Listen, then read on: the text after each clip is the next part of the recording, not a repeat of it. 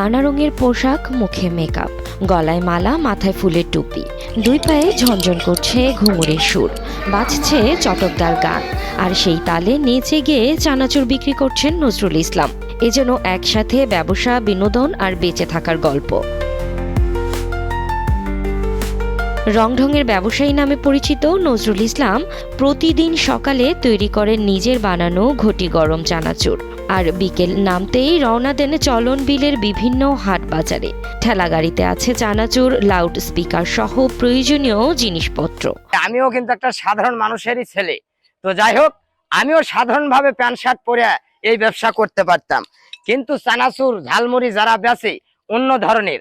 আর আমার এই ব্যবসাটার নামই হচ্ছে এই যে মডেলটা লাল নীল পোশাক পরে আমি ছেলে হয়া শয়ে শয়ে লোকের মধ্যে বাজারের মধ্যে ড্যান্স করি, লাফাই, গান গাই। তো ব্যাপার হচ্ছে এই ব্যবসাটার নামই ভাই জোকারি ব্যবসা। এই যে আমি ড্রেস পরেছি আর এই যে মডেল করেছি এরই নামই জোকার সাহেব। দাদা কি চানাচুর? ঘটি গরম চানাচুর। এই চানাচুরের নামই হচ্ছে ঘটি গরম চানাচুর। আশা করা যায় এক গালে চাবাবে আর এক গালে টেস্ট। তো যাই হোক, ভালো লাগলে আসেন, গাড়িটা লক্ষ্য করে আলাপ আলোচনা করে চানাচুর সংগ্রহ করেন। দাদা নজরুলের বাড়ি নাটোরের একলাসপুরের পাকিশা গ্রামে। চানাচুর বিক্রি করেই তার গড়ে দৈনিক 800 থেকে 1000 টাকা লাভ হয়। এতে ভালোভাবেই চলে যায় 5 সদস্যের সংসার। হালাল উপায়ে উপার্জন করতে পারায় গর্বিত তিনি। একলাসপুর পাকিশা গ্রাম, বাড়ি থানা সিংড়া, জেলা নাটোর। আমার নাম মোহাম্মদ নজরুল ইসলাম। দাদা আমার 3টা ছেলে বা ওয়াল ফ্যামিলি আমার 5 জন খানিয়ালা।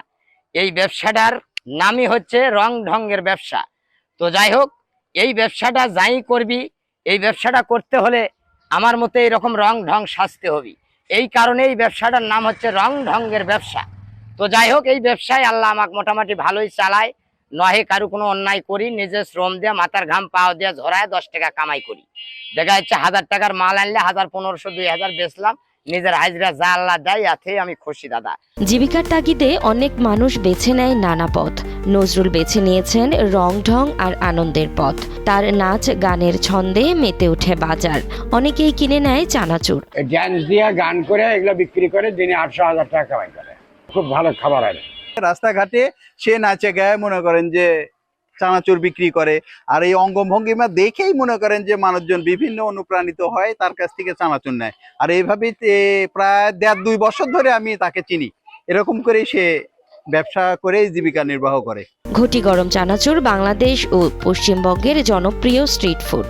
ভাজা চীনাবাদাম, মশলা, কাঁচামরিচ, পেঁয়াজ আর টক উপাদানে তৈরি হয় এই ঝালমুড়ি। মুখরোচক এই মুড়িতে নতুন মাত্রা যোগ করে নজরুলের রং ঢং।